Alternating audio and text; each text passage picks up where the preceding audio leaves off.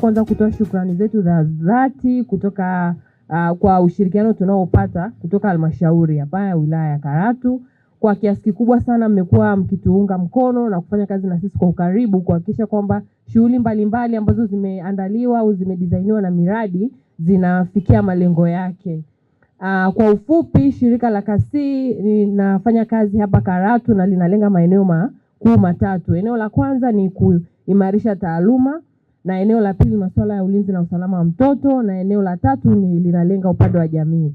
Kwa siku ya leo napenda kuzungumzia eneo la ulinzi na usalama wa mtoto, ambapo shirika la Kasii limefanikiwa kuunda na kuzijengea uwezo kamati za mtakuwa kutoka katika vijiji 24.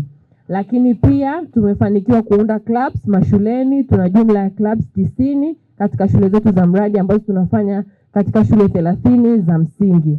Lakini pia tumezijengea uwezo na kuzimarisha madawati ya watoto People's Child Desk ambazo ziko katika shule zetu hizi.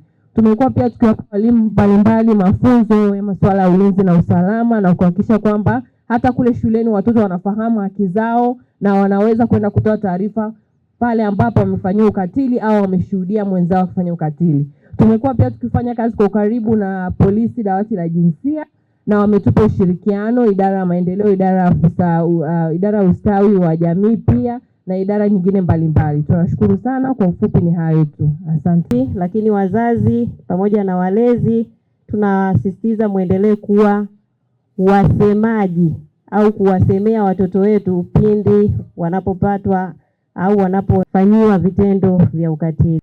Watoto ni nguzo muhimu ya familia na ni wazazi wa baadaye. Hakuna mtu leo aliye kwenye umri wa kwangu ambaye hakuanzia nafasi ya mtoto. Lakini tuko hapa na taifa lipo kwa sababu malezi yametufikisha hapa tulipo. Kwa ni wajibu wetu sisi kuhakikisha kwamba watoto tunawatunza, kuwa na malezi na kuwalinda kutokana na viashiria hatari, hasa ukatili wanaofanyiwa watoto. Wengine hufanyiwa na wazazi, lakini wengine hufanyiwa na watu mbalimbali au watu wengine wenye hila mbovu. Ulinzi wa mtoto unaanzia kwenye familia zetu na jamii zetu. Nisisitize kuhakikisha kwamba tunaweka ulinzi wa mtoto. Tukiweka ulinzi imara, tunashirikiana na taasisi zetu hasa na vyombo vyetu vya ulinzi na usalama. Siku ya mtoto wa Afrika.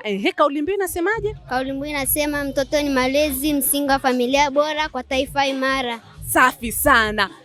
Sasa leo umejifunza nini kupitia siku ya mtoto wa Afrika? Nimejifunza kuwa tukifanya vitendo vya ukatili tukaripoti kwa wahusika, kwa mfano polisi, dawati la jinsia, walimu na wazazi wetu. Na je, ni wewe tu ukifanyiwa ukatili ndio unaenda kuripoti au hata mtoto mwenzako? Hata mtoto mwenzangu. Na je, wewe utaenda kuwafundisha nini watoto wenzako? Utaenda kuwafundisha kwamba wakishafanya vitendo vya ukatili watoe taarifa kwa wakati. Na je, unajua sehemu za kwenda kutoa taarifa? Ndio. Sehemu gani? Polisi, dawati la jinsia, shuleni kwa walimu, nyumbani kwa wazazi.